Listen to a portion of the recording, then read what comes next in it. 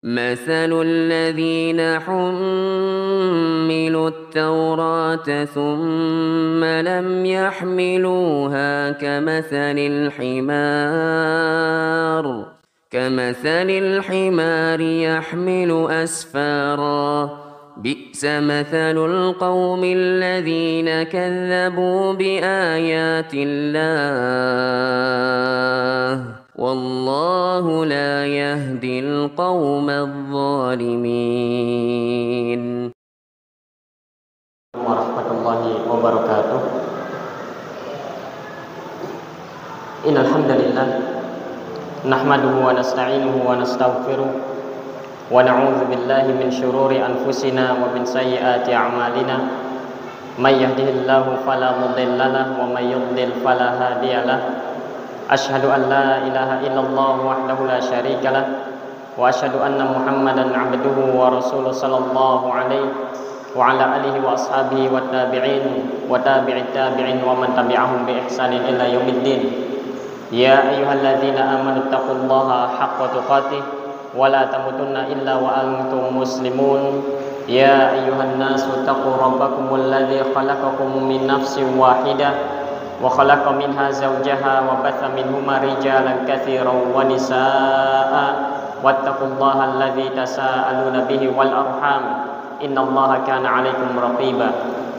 Ya ayyuhalladzina amanu taqullaha wa qulu qawlan sadida yuslih lakum a'malakum wa yaghfir lakum dzunubakum wa may yuti'illaha wa rasulahu faqad faza fawzan 'azima. Amma ba'd, fa inna khairal hadithi kitabullah wa khairul hadi hadi Muhammadin sallallahu alaihi wa ala alihi wa sallama wa syarrul umuri muhdatsatuha fa inna kulla muhdatsatin bid'ah wa kulla bid'atin dhalalah wa kulla dhalalatin finnar. Ikhwan fi din, azakumullah, kaum muslimin yang saya muliakan. Bersyukur kita kepada Allah tabaraka wa taala. Alhamdulillah, kita bersyukur kepada Allah tabaraka wa taala dengan nikmat yang Allah tabaraka wa taala limpahkan kepada kita. Sampai detik ini Allah tabaraka wa taala memberikan kepada kita nikmat berupa istiqomahan. Allah tabaraka wa taala memberikan kepada kita nikmat iman, nikmat Islam, nikmat untuk berthalabul ilmi, dan juga nikmat untuk berjumpa dengan bulan Ramadan dalam keadaan iman. Nikmat untuk dipertemukan kembali dengan bulan Ramadan dalam keadaan iman dan dalam keadaan taat dan dalam keadaan istiqomah hingga detik ini. Jamaah sekalian rahimani wa rahimakumullah, sedikit di sore hari ini kita akan berbicara tentang Lailatul Qadar, di mana bulan Ramadan memiliki banyak keutamaan. Bulan Ramadan memiliki kemuliaan. Bulan Ramadan memiliki keistimewaan yang sangat banyak sekali. Dan di antara keistimewaan tersebut adalah bahwa di dalam bulan Ramadan ada Lailatul Qadar, di mana Rasulullah sallallahu alaihi wa ala alihi wasallam di dalam hadis dikeluarkan oleh Imam An-Nasa'i dan juga Imam Ahmad bin Hanbal di dalam musnadnya, Rasulullah sallallahu alaihi wasallam kabarkan bersabda, fihi lailatun khairun min alfi syahr man hurima khairaha faqad hurim. Bahwasanya di dalam bulan Ramadan terdapat satu malam yang mana malam tersebut lebih baik daripada 1000 bulan. Siapa yang terhalangi dari kebaikan malam tersebut, maka sungguh ia terhalangi dari kebaikan yang sangat banyak. Dan Allah tabaraka wa taala pun menyebutkan hal tersebut di dalam Al-Qur'an. Di dalam firman-Nya Allah tabaraka wa taala berfirman, Lailatul Qadri khairun min alfi syahr, bahwa yang namanya Lailatul Qadar itu lebih baik daripada 1000 bulan. Al-Imam Al-Baghawi di dalam tafsirnya, Tafsir Al-Baghawi, ketika menjelaskan tentang firman Allah tabaraka wa taala, Lailatul Qadri khairun min alfi syahr, apa maknanya? Kemudian Al-Imam Al-Baghawi mengatakan, qala al-mufassirun, para ahli tafsir mereka menjelaskan bahwa makna dari firman Allah tabaraka wa taala Lailatul Qadri khairun min alfi syahr, Lailatul Qadar itu lebih baik daripada 1000 bulan. Maknanya adalah amalun salihun fi Lailatul Qadri khairun min amali alfi syahr laisa fiha Lailatul Qadri. Maksud ayat dari bahwasanya Lailatul Qadar itu lebih baik daripada 1000 bulan, maknanya adalah beramal saleh di malam tersebut. Beramal saleh, melakukan ketaatan, melakukan ibadah di malam tersebut lebih baik dibandingkan dengan beramal selama 1000 bulan yang tidak ada Lailatul Qadar di dalamnya. Kalau seorang hamba mendapati malam Lailatul Qadar, kemudian di malam tersebut seorang hamba melakukan amal soleh, satu saja dari amal solehnya, satu saja dari ketaatan yang ia mampu kerjakan, maka satu ketaatan yang dikerjakannya di dalam Lailatul Qadar tersebut, di malam tersebut, maka jauh lebih utama dibandingkan dia beramal selama 1000 bulan lamanya. Kalau ada di antara kita seorang hamba yang selama 1000 bulan, anggaplah 83 tahun, dia beramal tanpa henti, dia gunakan usianya selama 83 tahun untuk beramal saleh, maka apa yang dilakukannya di Lailatul Qadar, satu amalan saja tak sebanding dengan apa yang telah ia lakukan selama 83 tahun dari amalannya. Sehingga ini merupakan kebaikan di atas kebaikan, sehingga ini merupakan keistimewaan di atas keistimewaan, sehingga ini merupakan kemuliaan di atas kemuliaan. Oleh karenanya Rasulullah barusan mengkabarkan man hurima khairaha faqad hurim. Siapa yang terhalangi dari kebaikan malam tersebut, maka sungguhnya terhalangi dari kebaikan yang sangat banyak. Sehingga inilah yang kemudian perlu untuk kemudian kita cari dari bulan Ramadan tersebut, untuk kemudian menggapai Lailatul Qadar, agar kemudian kita bisa memanfaatkan perjumpaan dengan Lailatul Qadar kalau kita mendapatkannya dengan perbanyak ibadah ketaatan kepada Allah Tabaraka wa Ta'ala. Al-Imam Ibrahim An-Nakhai rahimahullah tabaraka wa ta'ala, sebagaimana dinukilkan oleh Imam Ibnu Rajab Al-Hanbali di dalam Lataiful Ma'arifnya, mengatakan al-amalu fiha khairun minal amali fi alfi syahr, bahwasanya beramal di malam Lailatul Qadar jauh lebih baik, lebih utama, jauh lebih baik dibandingkan dengan beramal pada 1000 bulan, beramal selama 1000 bulan. Sehingga ini merupakan keistimewaan yang Allah Tabaraka wa Ta'ala berikan kepada umat baginda Muhammad sallallahu alaihi wasallam, di mana umat Muhammad sallallahu alaihi wasallam usianya pendek-pendek bila dibandingkan dengan umat-umat sebelumnya. Di antara umat-umat sebelumnya ada yang usianya ratusan tahun, ada yang usianya ribuan tahun dan lain sebagainya. Umat Muhammad sallallahu alaihi wasallam kisaran antara 60 sampai 70 tahun saja. Yang lebih dari itu maka sangat sedikit sekali. Kalau kita lihat bagaimana cara kita untuk kemudian melampaui pahala yang mereka peroleh dari ibadah ketaatan yang mereka lakukan umat-umat sebelumnya, sehingga Allah Tabaraka wa Ta'ala memberikan keistimewaan umat Muhammad sallallahu alaihi wasallam dengan adanya Lailatul Qadar. Sehingga seorang hamba kaum muslimin umat Muhammad sallallahu alaihi wasallam yang kemudian mendapati malam tersebut, lalu dia beribadah di malam tersebut, maka apa yang dilakukannya itu lebih baik, bukan sebanding, lebih baik bila saja seorang hamba itu kemudian menghabiskan usianya 83 tahun atau 1000 bulan dengan beramal saleh. Jamaah sekalian rahimani wa rahimakumullah, itu yang pertama yang harus kemudian kita fahami tentang Lailatul Qadar. Kemudian juga oleh karenanya Rasulullah sallallahu alaihi wasallam mengajarkan Ummul Mukminin, ketika Ummul Mukminin Aisyah radhiyallahu taala anha, kalau sekiranya Ummul Mukminin mendapati malam tersebut, Ummul Mukminin Aisyah radhiyallahu taala anha bertanya kepada Rasulullah sallallahu alaihi wasallam, kalau seandainya Aisyah radhiyallahu taala anha ini mendapati malam tersebut, apa yang harus diucapkannya? Apa yang harus dilakukannya? Amalan apa yang harus dikerjakannya? Bahkan dikatakan ma aqulu fiha, apa yang aku harus ucapkan di malam tersebut? Maka Rasulullah sallallahu alaihi wasallam mengajarkan sebuah doa di dalam riwayat Al-Imam Tirmizi, Ibnu Majah dan Al-Imam Ahmad dengan sanad yang hasan. Rasulullah sallallahu alaihi wasallam mengajarkan Ummul Mukminin untuk kemudian mengucapkan sebuah doa, Allahumma innaka afuwun tuhibbul afwa fa'fu anni.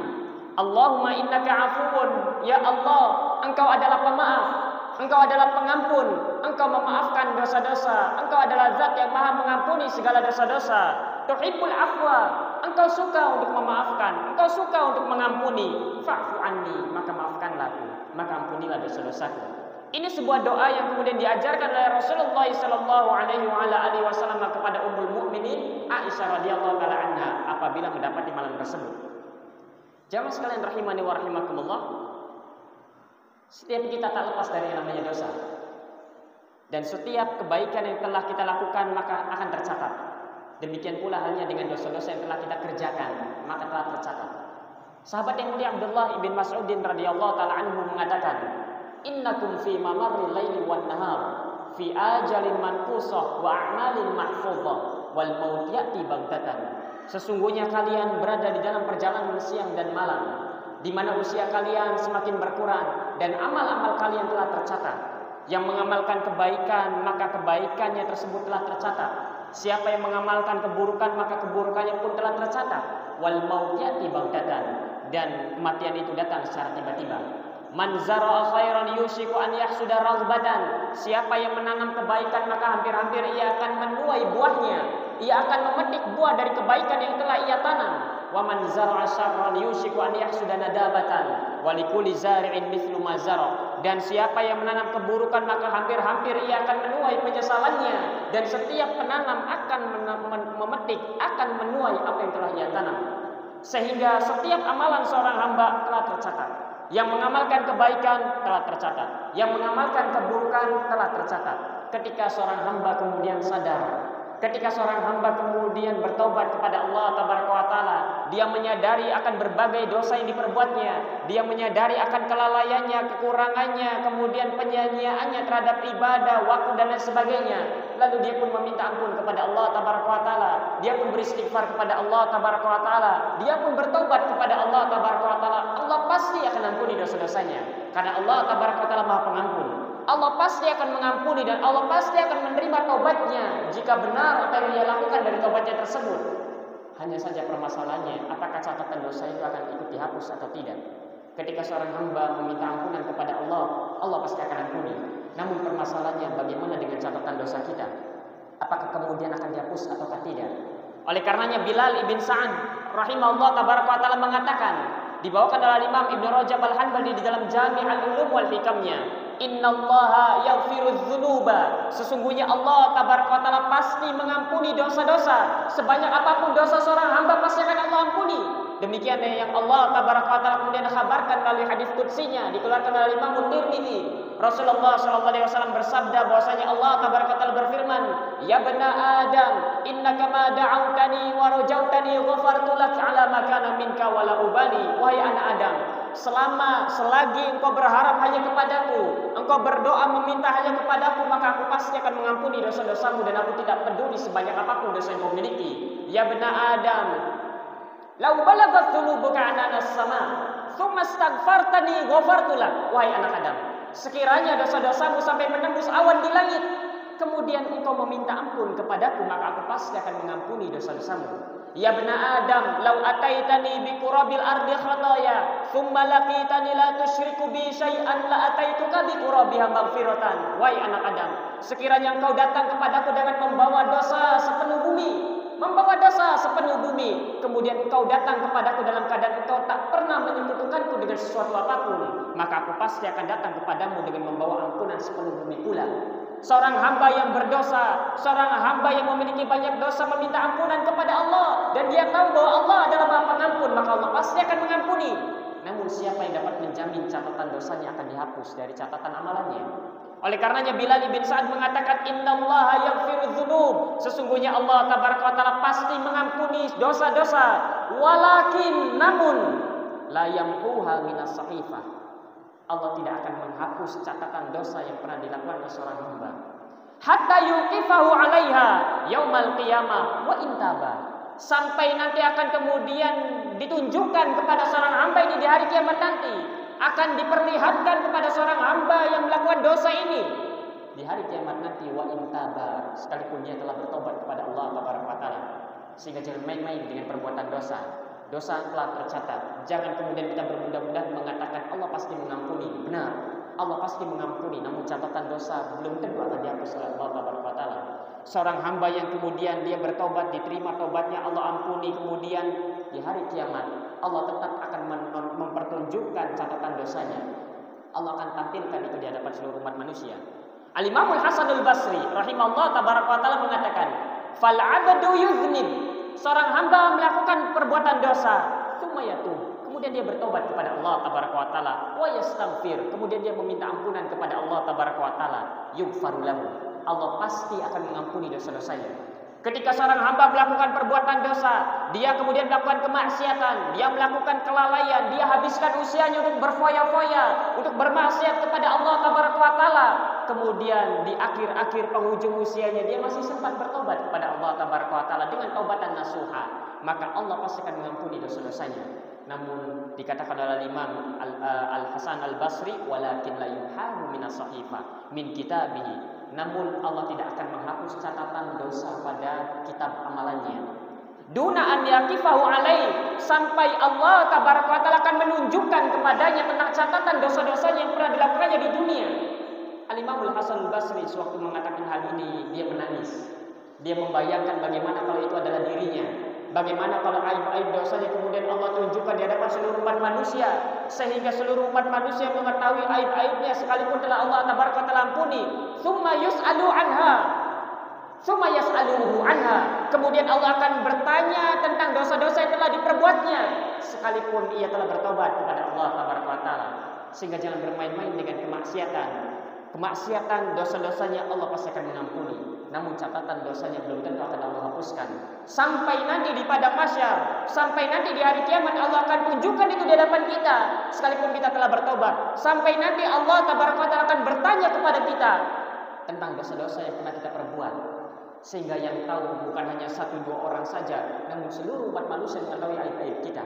Kalau saja kita yang mengetahui dosa kita telah menghabiskan kehidupan ini dengan masa kelam, catatannya dipenuhi dengan catatan hitam dengan dosa, aib, maksiat dan lain sebagainya. Kemudian kita bertobat kepada Allah. Rasanya kalau mengingat-ingat dosa-dosa yang pernah kita perbuat, malu sendiri rasanya. Bahkan kalau sekiranya yang ada di masjid ini kemudian mengetahui dosa-dosa kita, tahu saja betapa amat sangat malunya kita, sehingga mungkin kita tak akan keluar dari rumah kita. Lantas bagaimana nanti di hari kiamat ketika seluruh umat manusia mengetahui itu semua? Betapa amat sangat malunya diri kita. Sehingga jangan bermain-main dengan kemaksiatan sekalipun telah bertobat. Jangan bermain-main dengan sekecil apapun dosa sekalipun Allah tabaraka taala pasti akan mengampuni. Dan ini rahasianya. Kenapa Rasulullah SAW mengajarkan Ummul Mukminin, kalau Ummul Mukminin itu berjumpa dengan Lailatul Qadar, apa yang harus dibaca? Ternyata Rasulullah SAW mengajarkan Ummul Mukminin Aisyah radhiyallahu taala anha untuk meminta al-afwu kepada Allah tabaraka taala. Kenapa kita tidak diajarkan untuk meminta al-maghfirah saja? Kenapa tidak memperbanyak istighfar saja sama-sama meminta ampunan? Kenapa kalimatnya al-afwu bukan al-maghfirah? Di antara rahasianya, para ulama menyebutkan tentang perbedaan antara al-maghfirah dengan al-afwu. Bahwasanya ketika seorang hamba meminta al-maghfirah, meminta ampunan kepada Allah, Allahumma inna as'alukal maghfirata misalkan, atau astaghfirullahal azim dari lubuk hatinya, dia meminta kepada Allah al-maghfirah, maka maknanya adalah seorang hamba ini meminta ampunan kepada Allah tabaraka wa taala. Dan Allah tabaraka taala pasti akan mengampuninya. Dan Allah tabaraka taala pasti akan memberikan kebaikan kepadanya. Ketika dia meminta ampunan kepada Allah, Allah ampuni. Dan Allah berikan kebaikan kepadanya. Allah akan berikan kemudahan. Allah akan memberikan jalan keluar, kelapangan dalam urusan dunianya. Namun catatan dosa tidak akan Allah hapus. Catatan dosa tidak akan Allah hapus.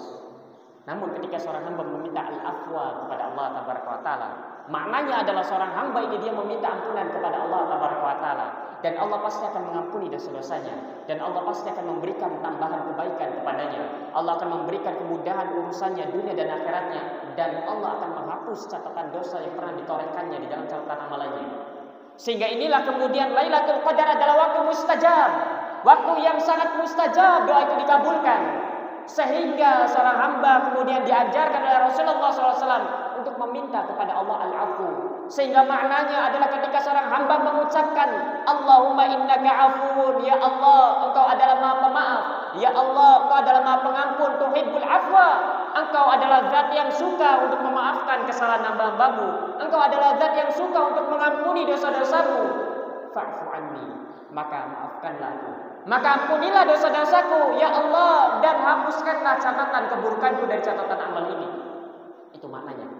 Sehingga ketika seorang hamba bersungguh-sungguh meminta doa ini kepada Allah tabaraka wa taala, Allah akan berikan kepadanya ampunannya.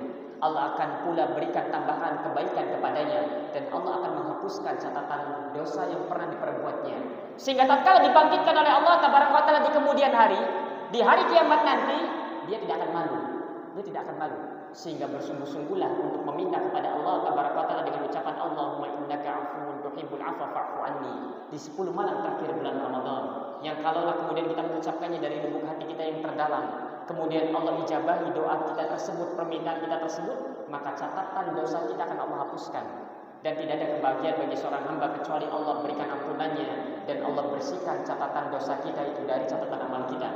Oleh karenanya Rasulullah sallallahu alaihi wasallam memerintahkan kita untuk mencari Lailatul Qadar, karena keutamanya yang sangat besar. Ini merupakan satu-satunya kesempatan di mana ini merupakan waktu yang sangat mustajab. Di samping amalan seorang hamba akan dilipat gandakan oleh Allah karena menjadi amalan terbaik bila dibandingkan dengan beramal selama 1000 bulan. Dan di samping itu pula ini merupakan kesempatan besar cara agar catatan amal dosa kita kemudian dihapus. Hanya itu saja. Di luar bisa, tapi kecil kemungkinannya. Kadang kita tidak bersungguh-sungguh mengucapkannya. Kurangnya kehadiran qalbu karena hari-hari kita dipenuhi dengan kemaksiatan. Di bulan Ramadan kita dididik untuk banyak mengerjakan ketaatan. Di bulan Ramadan kita ditarbiyah untuk banyak mengerjakan ketaatan, sehingga hati kita semakin lembut. Sehingga tatkala diri ini meminta kepada Allah, kita akan meminta dari lubuk hati kita yang terdalam, tidak main-main. Oleh karenanya Rasulullah SAW memerintahkan kita untuk mencari Lailatul Qadar tersebut. Rasulullah SAW bersabda di dalam riwayat Imam Al-Bukhari dari Ummul Mukminin Aisyah radhiyallahu taala anha anna Rasulullah SAW qaal, Rasulullah SAW bersabda, taharrau Lailatul Qadri, carilah oleh kalian malam Lailatul Qadar. Carilah oleh kalian Lailatul Qadar. Di mana kita harus mencari? Rasulullah mengatakan fil witri, di malam-malam yang ganjil. Malam-malam ganjil yang mana? Rajab, Sya'ban, Muharram, Dzulhijjah. Minal ashril awakhir, di 10 malam terakhir. Ya, 10 malam terakhir yang mana? Min Ramadan, dari bulan Ramadan. Rasulullah SAW memerintahkan kita untuk mencari Lailatul Qadar tersebut. Di mana kita harus mencari? Cari di malam-malam yang ganjil, di 10 malam terakhir dari bulan Ramadan.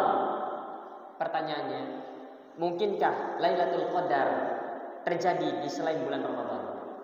Mungkin tidak. Kira-kira mungkin tidak Lailatul Qadar terjadi di selain bulan Ramadan. Misalkan Lailatul Qadar terjadi di bulan Sya'ban, Lailatul Qadar terjadi di bulan Rajab. Kira-kira mungkin atau tidak? Mungkin atau tidak? Jawabannya dari hadis yang mulia ini tidak mungkin. Rasulullah sudah menjelaskan gamblang, carilah Lailatul Qadar di malam yang ganjil, fil witri, di 10 malam terakhir dari bulan Ramadan. Di bulan Ramadan. Kalimat min Ramadan ini menunjukkan bahwasanya Lailatul Qadar ada di bulan Ramadan. Di luar Ramadan tidak mungkin ada. Itu kalau kita yakin dengan sabda Rasulullah SAW. Ini Rasulullah SAW sendiri, riwayat Imam Al-Bukhari. Sehingga Lailatul Qadar tidak mungkin terjadi di selain Ramadan. Pasti di bulan Ramadan. Kata siapa? Rasulullah SAW. Sekarang pertanyaannya, apakah Lailatul Qadar mungkin terjadi di malam pertama bulan Ramadan? Itu pertanyaan. Kira-kira mungkin tidak? Dari hadis yang mulia ini tidak mungkin. Tidak akan mungkin bahkan. Karena Rasulullah mengkhabarkan carilah Lailatul Qadar di malam-malam yang ganjil, di 10 malam terakhir dari bulan Ramadan. Sehingga kalau di malam pertama bulan Ramadan tidak mungkin. Karena malam pertama bulan Ramadan bukan 10 malam terakhir dari bulan Ramadan. Sehingga yang namanya Lailatul Qadar tidak mungkin terjadi di luar Ramadan. Dan malam Lailatul Qadar tidak mungkin terjadi di malam awal-awal Ramadan. Karena Rasulullah SAW menegaskan hal tersebut. Sekarang pertanyaannya, apakah mungkin Lailatul Qadar terjadi di malam-malam yang genap? Kalau tadi misalkan kita ambil dikatakan bahwasanya Lailatul Qadar itu Rasulullah memerintahkan kita untuk mencari Lailatul Qadar di malam-malam yang ganjil, di 10 malam terakhir bulan Ramadan. 10 malam terakhir, dari mana kita memotong memenggal mana 10 malam terakhir dari bulan Ramadan ini? Kita katakan 10 malam terakhir dari tanggal 21 sampai 30 Ramadan. Itu adalah 10 malam terakhir bulan Ramadan. Sekarang dikatakan oleh Rasulullah, carilah Lailatul Qadar fil witri, di malam-malam yang ganjilnya. Kita ambil 10 malam terakhir bulan Ramadan, 21 sampai 30. Malam-malam yang ganjilnya berarti tanggal berapa saja? Kalau begitu 21, 23, 25, 27, 29. Itulah malam-malam yang ganjilnya. Itulah malam-malam yang ganjilnya. Ini nanti malam ke-26, berarti genap. Sehingga pertanyaannya, mungkinkah Lailatul Qadar terjadi di malam yang genap? Di malam 22 misalkan, karena 22 sudah berada di 10 malam terakhir. Di malam 24 misalkan, di malam 26. Mungkinkah Lailatul Qadar terjadi di malam nanti tanggal 26, karena di malam ada tanggal 26 Ramadan? Mungkinkah Lailatul Qadar terjadi pada malam 28? Kira-kira mungkin atau tidak? Mungkin tidak. Terjadi di malam yang genap. Lailatul Qadar terjadi di malam yang genap, kira-kira mungkin tidak? Tinggal kita aja percaya hadis ini atau tidak. Itu saja pertanyaannya, sederhana. Kalau percaya katakan tidak mungkin Lailatul Qadar pasti di malam yang ganjil. Pasti, mustahil, mustahil, garis bawahi, mustahil Lailatul Qadar terjadi di malam yang genap. Mustahil Lailatul Qadar terjadi di malam yang genap. Lailatul Qadar pasti terjadi di malam yang ganjil saja. Lailatul Qadar pasti terjadi di malam yang ganjil di 10 malam terakhir saja. Lailatul Qadar pasti terjadi di malam-malam yang ganjil pada 10 malam terakhir bulan Ramadan saja. Sehingga Lailatul Qadar tidak mungkin terjadi di malam yang genap. Lailatul Qadar tidak mungkin terjadi di luar bulan Ramadan. Lailatul Qadar tidak mungkin terjadi di awal-awal Ramadan. Ini harus kita yakini karena Rasul yang mengatakannya. Kalau bukan Rasul mungkin bisa kita agak ragu sedikit. Inilah yang kemudian pasti. Sehingga mungkin kalau Lailatul Qadar terjadi nanti malam tanggal 26. Mungkin atau tidak? Pertanyaannya, Lailatul Qadar mungkinkah terjadi nanti malam? Inilah yang kemudian harus kita perhatikan. Rasul mengajarkan kita bagaimana cara mencari genap ganjilnya. Jangan-jangan yang kita anggap genap ternyata ganjil. Jangan-jangan yang kita anggap ganjil ternyata genap. Kaidahnya Lailatul Qadar tidak mungkin terjadi kecuali di malam ganjil saja. Itu pasti. Cuma masalahnya hitungannya tepat tidak. Karena Rasulullah mengatakan Lailatul Qadar terjadi di malam ganjil. Cari Lailatul Qadar di malam yang ganjil. Cuma masalahnya malam ganjil itu bilangannya berapa? Rasulullah SAW di dalam riwayat Al-Imam Abu Dawud mengatakan, iltamisuha fil ashril awakhir min Ramadan. Carilah Lailatul Qadar di 10 malam terakhir dari bulan Ramadan. Waltamisuha, dan carilah Lailatul Qadar fitasiati, di malam yang ke-9 dari 10 hari terakhir di bulan Ramadan. Kalau kita ambil potong 10 malam terakhir bulan Ramadan dari tanggal 21 sampai tanggal 30, maka malam ke-9-nya tanggal berapa? Maka malam ke-9-nya dari 10 malam terakhir itu adalah tanggal 29. Sehingga kemungkinan terjadi di malam 29. Wasabi'ati, dan carilah di malam yang ke-7-nya dari 10 malam terakhir bulan Ramadan. Malam yang ke-7 dari 10 malam terakhir bulan Ramadan itu adalah tanggal 27. Maka kemungkinan kedua Lailatul Qadar terjadi pada malam 27. Wal khamisati, dan carilah pada malam yang ke-5-nya dari 10 malam terakhir bulan Ramadan. 10 malam terakhir bulan Ramadan, malam yang ke-5-nya berarti tanggal 25. Sehingga yang ganjil adalah 29, 27, 25. Di dalam riwayat Al-Imam Al-Bukhari, Rasulullah SAW bersabda dari sahabat yang mulia Abdullah bin Abbas radhiyallahu taala anhuma, iltamisuha fil ashril awakhir min Ramadan lailatul qadri. Carilah oleh kalian Lailatul Qadar di 10 malam terakhir bulan Ramadan. Fita syi'atin tabqa, di 9 malam yang tersisa. Kalau kita berada di malam tersebut, Ramadan sisa 9 malam lagi. Berarti ini adalah tanggal 21. Karena 21 itu Ramadannya 9 yang tersisa. Kata Rasulullah, carilah Lailatul Qadar di 9 malam yang tersisa dari 10 malam terakhir bulan Ramadan. Berarti tanggal 21. Fi sabi'atin tabqa, carilah di 7 malam yang tersisa. Berarti kita ada di malam 23. Wa fi khamisatin tabqa, dan carilah di malam yang 5 malam yang tersisa. Berarti ada di tanggal 25. Kalau dua hadis ini, riwayat Abu Dawud dan riwayat Al-Imam Al-Bukhari digabungkan, maka ketika Rasulullah mengatakan taharrau Lailatul Qadri fil witr, carilah Lailatul Qadar di malam-malam yang ganjil di 10 malam terakhir bulan Ramadan, maka malam-malam tersebut adalah 21, 23, 25, 27, 29. Ingat, Lailatul Qadar pasti di malam yang ganjil. Masalahnya itu kalau Ramadannya 30 hari. Sekarang bagaimana kalau Ramadannya 29 hari? Kalau Ramadannya 30 hari, maka 10 malam yang terakhir dimulai dari 21 sampai 30. Sekarang kalau Ramadannya 29 hari, 10 malam terakhir bulan Ramadan dimulai dari tanggal 20 sampai 29. Sehingga tadi Rasulullah mengajarkan cara menghitungnya. Yang dihitung itu bilangan-bilangan ganjil. Di malam yang ke-9-nya, 9-nya itu ganjil. Bukan bilangan angka 20, 21-nya, tidak. Karena Lailatul Qadar pasti terjadi di malam yang ganjil. Carilah malam Lailatul Qadar di malam yang ke-9-nya. Kalau genap, kalau 30 berarti malam yang ganjil adalah 21, 23, 25, 27, 29. 29 adalah malam yang ke-9 dari 10 malam terakhir bulan Ramadan. Kalau Ramadannya 29, maka malam yang ke-9 adalah bertepatan dengan malam 28. Maka malam yang ke-7 bertepatan dengan malam ini 26. Sehingga 26 ganjil.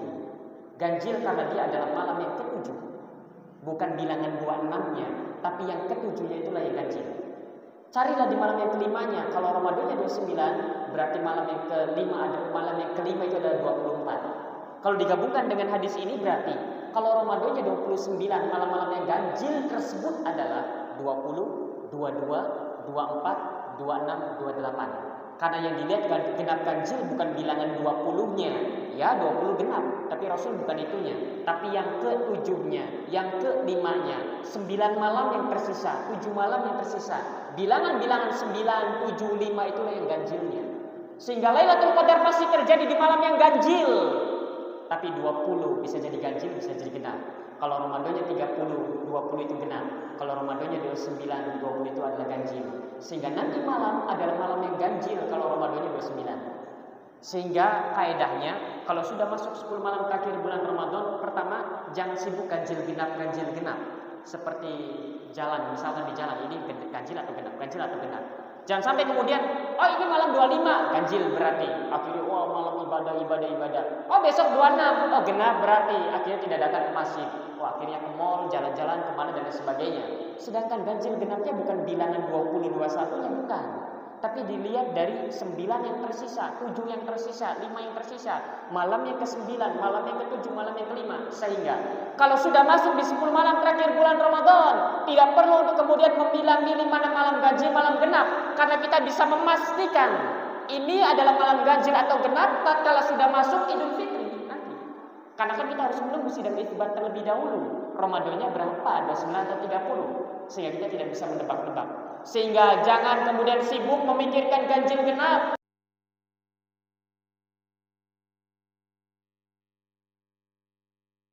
Malam terakhir bulan Ramadan kita sibuk mencari, melihat apakah ini tanda-tanda Lailatul Qadar atau tidak. Rasulullah memerintahkan kita untuk mencari Lailatul Qadar, bukan tanda-tandanya. Sehingga jangan sibuk mencari tanda-tanda Lailatul Qadar. Ini suasananya bagaimana? Ini hujan atau tidak, kemudian dedaunan goyang-goyang atau tidak, rasa udaranya bagaimana. Apalagi misalkan membaca di dalam sebuah tafsir, misalkan di malam tersebut udaranya dingin. Kenapa? Karena Jibril menyalami orang-orang yang beriman, sehingga bulu kuduk orang yang beriman itu merasa kedinginan, sehingga hati orang yang beriman itu merasa tiba-tiba dia teruyuh, air mata tak terasa terlinang dari air matanya, karena Jibril menyalami orang-orang yang beriman.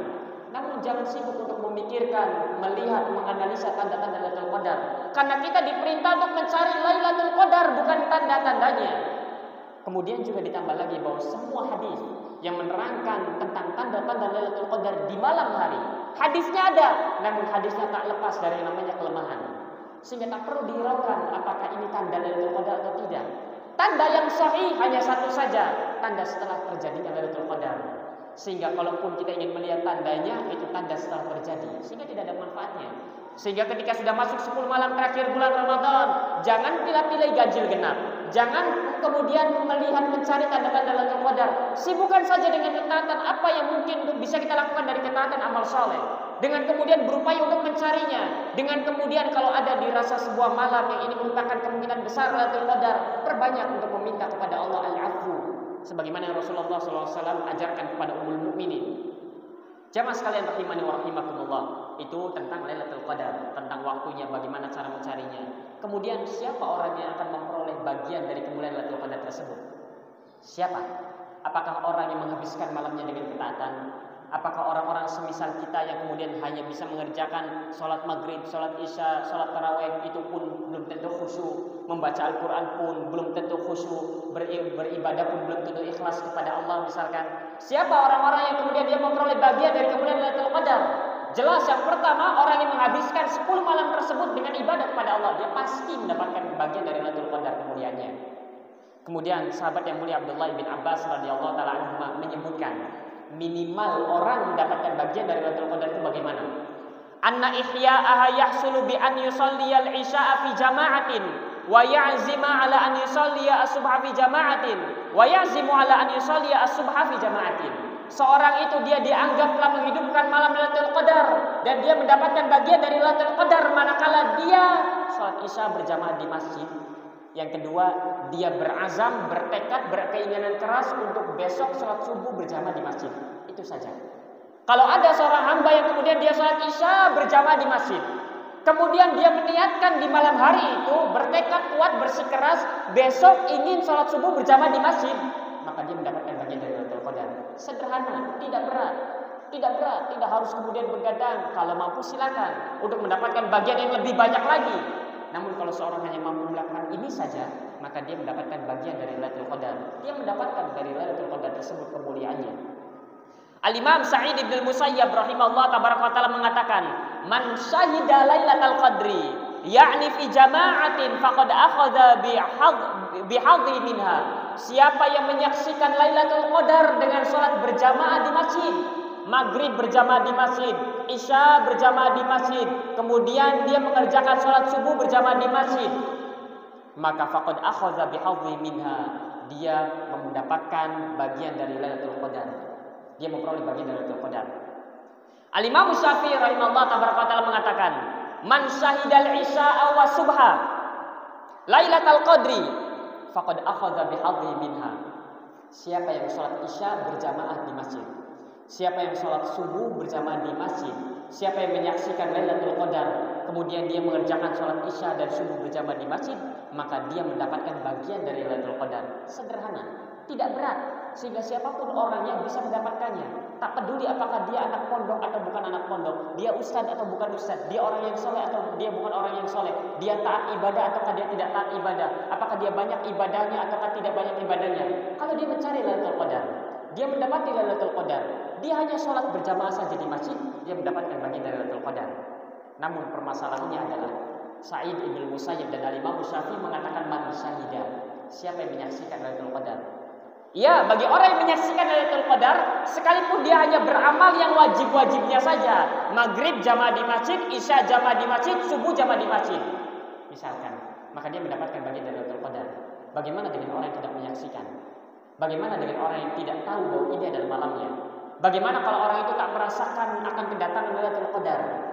Dia mencari-cari, kok rasanya setiap malam sama saja ya? Dia tidak menyaksikan adanya Lailatul Qadar itu terjadi di 10 malam terakhir bulan Ramadan. Apakah kemudian orang semacam ini tidak mendapatkan bagian dari keutamaan kemuliaan Lailatul Qadar? Maka kabar baiknya adalah Al-Imam Nawawi rahimahullah taala ketika menjelaskan sabda Rasulullah sallallahu alaihi wasallam, "Man qama Lailatul Qadri imanan wa ihtisaban ghufira lahu ma taqaddama min dzambi." Siapa yang mendirikan salat di malam Lailatul Qadar karena dasar iman dan mengharapkan ganjaran pahala kepada Allah taala dan membenarkan janji yang telah Allah taala janjikan berupa kebaikan, berupa surga, ampunan dan sebagainya, maka Allah taala akan mengampuni dosa-dosa yang telah berlalu. Al-Imam Nawawi mengatakan, makna dari sabda Rasulullah SAW tersebut adalah man qamahu walau lam yuwaffiq Lailatul Qadri wa man qama Lailatul Qadri fawafaqaha hasalalahu. Maknanya adalah siapa yang mengerjakan ketaatan, siapa yang beribadah di malam tersebut, siapa yang sholat di malam Lailatul Qadar, baik dia tidak tahu bahwa itu adalah malamnya atau dia tahu bahwa itu adalah malamnya, maka dia mendapatkan bagian dari kemuliaan Lailatul Qadar. Sehingga tak perlu sibuk untuk kemudian mencari-cari tanda Lailatul Qadar. Sekalipun kita tidak tahu, kalau kita ibadah di masjid, jamaah di masjid, kita mendapatkan Lailatul Qadar. Sehingga jangan sibuk ganjil genapnya. Pokoknya kalau ini adalah 10 malam terakhir bulan Ramadan, maksimalkan dengan ketaatan. Sekalipun kita tidak tahu, sekalipun kita tidak menyaksikan bahwa ini adalah malamnya, sekalipun kita tidak merasa bahwa ini adalah malam Lailatul Qadar, maka kita mendapatkan Lailatul Qadar. Sehingga tak perlu sibuk dengan hal-hal semacam tadi. Khonifuddin azakumullah kaum muslimin rahimani wa rahimakumullah. Lalu permasalahannya adalah bagaimana dengan wanita yang haid, wanita yang nifas. Namun permasalahannya adalah bagaimana dengan orang-orang yang tidur. Namun permasalahannya adalah bagaimana dengan orang-orang yang harus pergi safar sehingga dia kesulitan untuk berjamaah di masjid, isyanya, maghribnya, subuhnya. Apakah mereka adalah orang-orang yang kemudian tidak mendapatkan Lailatul Qadar? Kemudian Al-Imam Ad-Dhahhak pernah ditanya. Al-Imam Ad-Dhahhak pernah ditanya, "Ara'aitan nufasa'a wal haidha wal musafira wal naima lahum fi Lailatul Qadri nasibun?" Bagaimana menurutmu wahai Ad-Dhahhak? Apakah wanita yang nifas sehingga wanita yang nifas tidak bisa ke masjid? Apakah wanita yang haid? Wanita yang haid pun tidak bisa mengerjakan sholat-sholat tersebut di masjid misalkan. Apakah orang yang pergi safar? Apakah orang yang tidur? Orang yang tidur, orang yang pergi safar, wanita yang haid, wanita yang nifas, lahum fi Lailatul Qadri nasibun. Apakah mereka bisa mendapatkan bagian dari keutamaan kemuliaan Lailatul Qadar? Maka dikatakan oleh Imam Ad-Dhahhak mengatakan, "Na'am." Ya, mereka semua bisa mendapatkan kemuliaan Lailatul Qadar.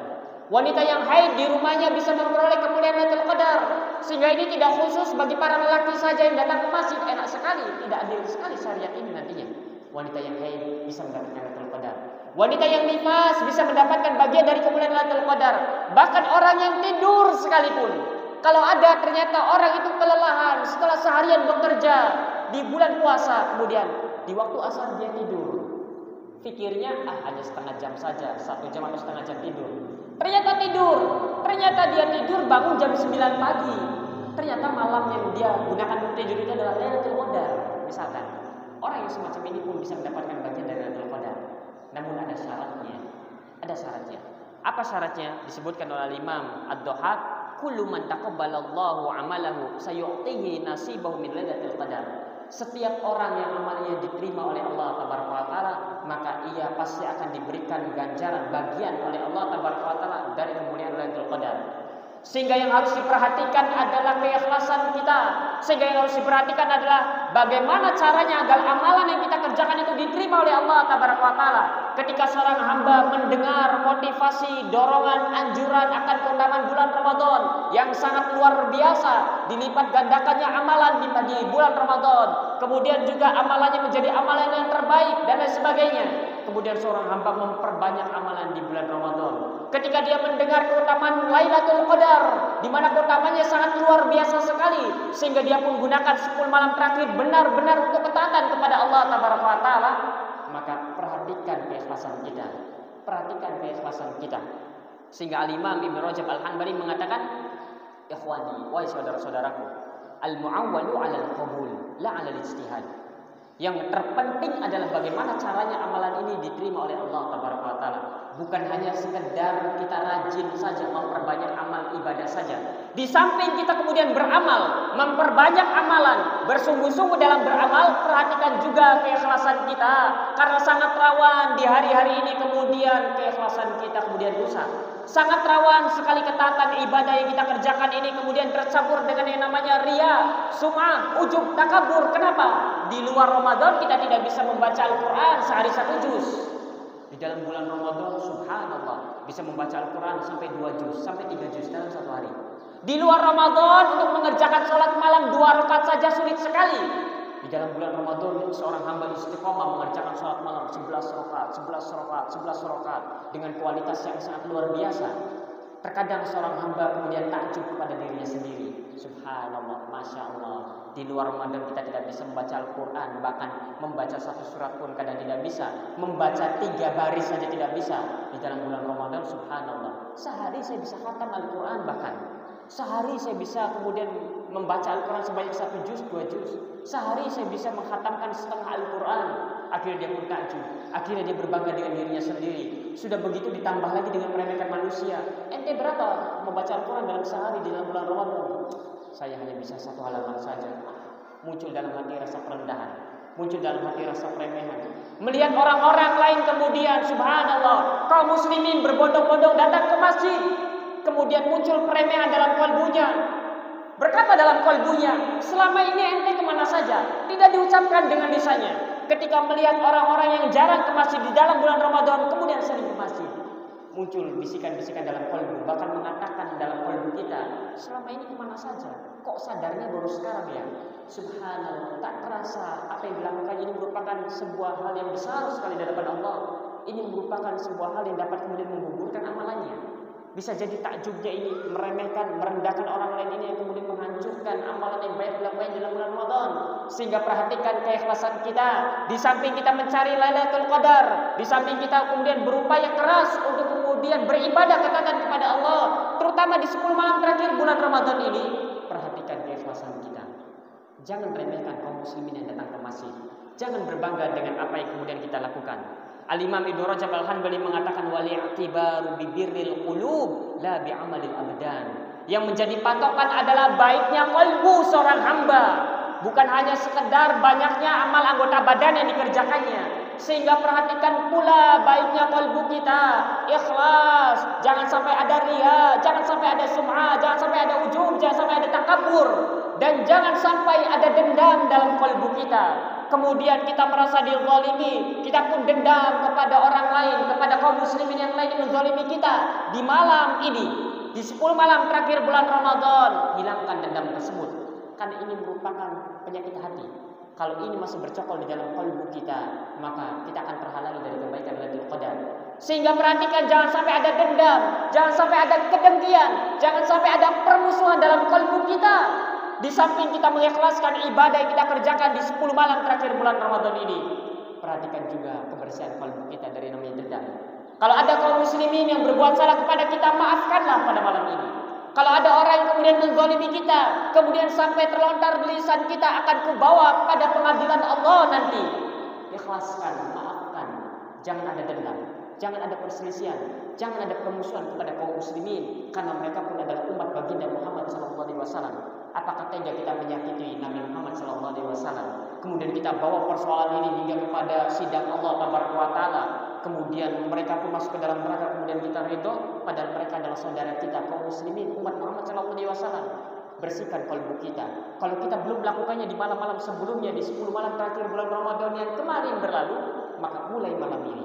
Masih ada malam 26, yang mana 26 itu merupakan ganjil kalau Ramadannya 29. Masih ada malam 27, yang mana 27 merupakan malam yang ganjil kalau Ramadannya 30. Masih ada 28, masih ada 29, masih ada 30 kalau Ramadannya sampai 30. Kesempatan mulai malam ini kita harus bermuhasabah.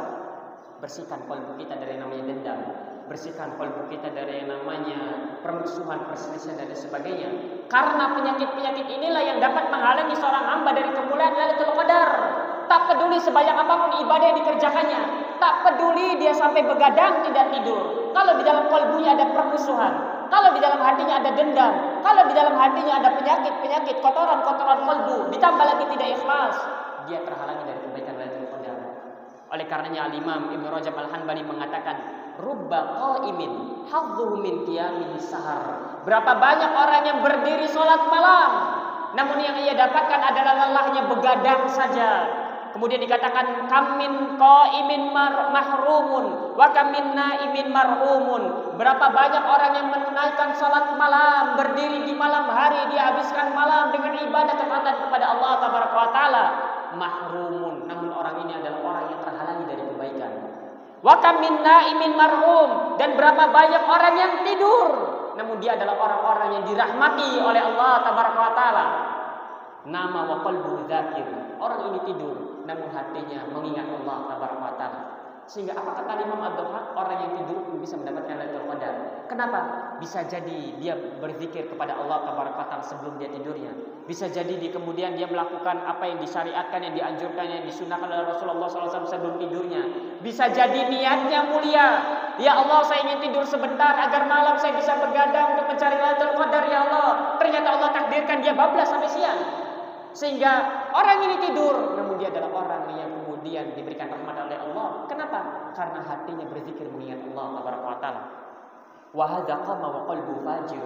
Adapun orang ini mendirikan salat malam, mendirikan salat tarawih, setelah tarawih membaca Al-Quran, kemudian beribadah dengan ibadah yang lainnya, di 10 malam terakhir kemudian tidak tidur sama sekali, menghabiskan waktunya dengan ibadah kepada Allah Taala. Wa qalbu fajirun. Namun hatinya bermaksiat kepada Allah. Hatinya berbangga, hatinya ujub, hatinya ria, hatinya sum'ah. Di-upload di Facebook, tapi niatnya sum'ah, bukan motivasi. Tidak semata-mata orang yang kemudian mengupload ibadahnya kemudian kita katakan dasar ria, tidak. Semua kembali kepada kalbunya. Kalau kemudian di malam hari, malam 27 misalkan, karena biasanya kita melihat malam 27 ramai, Masya Allah, kemudian selfie di masjid, Masya Allah, Alhamdulillah, nikmat. Bisa menghabiskan malam 27 ini dengan begadang beramal soleh. Tapi di dalam kalbunya pengen mendapatkan pujian. Ingat sekali lagi, di dalam kalbunya memang mendapatkan pujian. Kalau dia melakukan itu semua dalam rangka motivasi, dan dia bisa kemudian menjaga dirinya dari namanya ria dan sum'ah, itu tidak masalah. Cuma masalahnya kalau seorang hamba kemudian mengatakan demikian, menguploadnya dan sebagainya, ingin mendapatkan pujian dan sanjungan, maka apa yang didapatkannya, dia tidak mendapatkan apa-apa, kecuali hanya lelahnya begadang saja. Bukan hanya itu, kecuali hanya haus dan lapar saja dari ibadah yang dikerjakannya. Bukan hanya itu, hanya menghambur-hamburkan harta saja, karena tidak ikhlas pada Allah Taala. Sehingga perhatikan kalbu kita, perhatikan juga tentang kejernihan kalbu kita di bulan Ramadan ini, terutama untuk menggapai Lailatul Qadar. Lailatul Qadar sederhana. Seorang itu hanya sholat maghrib berjamaah, sholat isya berjamaah, sholat tarawih berjamaah, pulang tidur. Kemudian datang waktu sahur, dia sahur. Kemudian dia sholat subuh berjamaah di masjid, ikhlas karena Allah. Ibadah yang dilakukannya ikhlas karena Allah. Tidak ada dendam, tidak ada kebencian, tidak ada perselisihan, tidak ada permusuhan. Ikhlas karena Allah. Tidak ada ria, tidak ada sum'ah, tidak ada ujub, tidak ada dengki, tidak ada meremehkan, merendahkan orang lain. Diterima. Pasti dia akan mendapatkan bagian dari Lailatul Qadar. Pasti. Sehingga ini kemudian harus kita perhatikan, bukan hanya sekedar banyak beramal saja, namun bukan maknanya kemudian kita meninggalkan amalan dengan dalil saya ingin memperhatikan kolbu saya saja. Tidak demikian juga. Kemudian yang terakhir sebagai penutup saja, karena beberapa menit ke depan kita akan masuk waktu maghrib. Asy-Syaikh Shalal Fauzan rahimahullah tabaraka wa taala, karena sekarang kita berada di penghujung akhir bulan Ramadan. Asy-Syaikh Shalal Fauzan, ini merupakan nasihat dari Syekh Shalal Fauzan sebagai penutup majelis kita, dan ini merupakan sebentar lagi tak terasa. Sekarang hari Ahad. Kalau kita diberikan kesempatan oleh Allah tabaraka wa taala untuk kemudian berjumpa dengan hari Ahad depan, maka ketahuilah hari Ahad depan sudah bukan lagi Ramadan. Sudah bukan lagi bulan Ramadan. Sehingga perpisahan dengan bulan Ramadan tak terasa, tinggal menghitung hari. Kalau kemudian kita besok nanti kita berjumpa lagi dengan hari Ahad, maka kita sudah tidak di bulan Ramadan lagi. Sehingga ini merupakan sesuatu yang sangat menyedihkan bagi orang-orang yang saleh. Syekh Shalal Fauzan kemudian mengatakan, memberikan sebuah nasihat terkait dengan hal semacam ini. Kata Syekh Shalal Fauzan, maka jadikanlah perpisahan kita dengan bulan Ramadan perpisahan yang indah, perpisahan yang bermakna. Fa innal a'mala bil khawatim. Yang namanya amalan itu dilihat dari akhirnya. Faman kana muhsinan fi syahrihi fa alaihi al-itmam. Siapa yang telah dia berbuat baik di bulan Ramadan, dia telah memaksimalkannya dengan catatan dari awal Ramadan, dengan ibadah amal soleh dari awal Ramadan, fa alaihi al-itmam, maka hendaknya dia sempurnakan kebaikan tersebut hingga Ramadan berpisah darinya, hingga Ramadan kemudian tinggal meninggalkannya. Wa man kana musian fa alaihi bitaubah wal amali shalih fima baqiya lahu minal ayyam. Dan siapa yang melakukan keburukan di awal-awal Ramadan, siapa yang tidak memanfaatkan dengan baik awal-awal Ramadan, fa alaihi bitaubah, maka hendaknya sekarang dia bertobat kepada Allah tabaraka wa taala, wal amali shalih, dan beramal saleh fima baqiya lahu minal ayyam, beramal saleh pada sisa-sisa waktu yang tersisa dari bulan Ramadan. Kemudian dikatakan farubbama la ya'udu alaihi Ramadan ba'da hadzal 'am. Karena bisa jadi Ramadan tidak akan kembali kepadanya. Ramadan tidak akan kembali menemuinya pada tahun yang berikutnya lagi. Sehingga jamaah sekalian rahimani wa rahimakumullah, kalau kita melihat kita telah menyia-nyiakan Ramadan di awal-awal Ramadan, kalau kemudian kita telah menelantarkan Ramadan di awal-awal Ramadan, maka ketahuilah masih ada sisa. Innamal a'mal bil khawatim. Sesungguhnya amalan dilihat dari akhirnya. Kita masih ada kesempatan untuk kemudian menutup perpisahan dengan bulan Ramadan ini dengan amal ibadah. Anggaplah Lailatul Qadar sudah terjadi. Anggaplah demikian. Maka di sana masih ada hamba-hamba Allah yang dibebaskan dari api neraka. Rasulullah SAW bersabda, "Lillahi utaqa'u minan nar wa dzalika kullu lailatin." Anggaplah Lailatul Qadar telah terjadi. Maka Allah tabaraka taala memiliki hamba-hamba pilihannya yang Allah bebaskan dari api neraka, dan itu terjadi setiap malam dari malam bulan Ramadan. Dan kita masih menjumpai malam Ramadan pada hari-hari yang tersisa ini, sehingga anggaplah kita tidak mendapatkan bagian dari Ramadan begitu. Maka jangan sampai kemudian kita tidak menjadi hamba-hamba Allah pilihan yang dibebaskan dari api neraka. Masih tersisa malam-malam ini. Bahkan kalaulah tidaklah tersisa dari Ramadan ini kecuali hanya 2 jam saja, kecuali hanya 1 jam saja, kemudian kita katakan, sudah sebentar lagi sudah berpisah Ramadan, sebentar lagi sudah masuk Syawal. Ingatlah, anggaplah Ramadan tersisa 2 jam lagi, maka 2 jam itu kita masih di dalam bulan Ramadan. Kita masih mendapatkan keistimewaan bulan Ramadan, kita masih mendapatkan kemuliaan bulan Ramadan yang kata Imam Ibrahim An-Nakhai, wa raq'atun fi Ramadan afdalu min alfi raq'atin, bahwasanya 1 rakaat salat yang dikerjakan di dalam bulan Ramadan jauh lebih utama dibandingkan dengan 1000 rakaat salat yang dikerjakan di luar Ramadan. Sehingga jangan katakan Ramadan tinggal tersisa 2 jam lagi, namun manfaatkan, maksimalkan dengan kebaikan yang bisa kita kerjakan.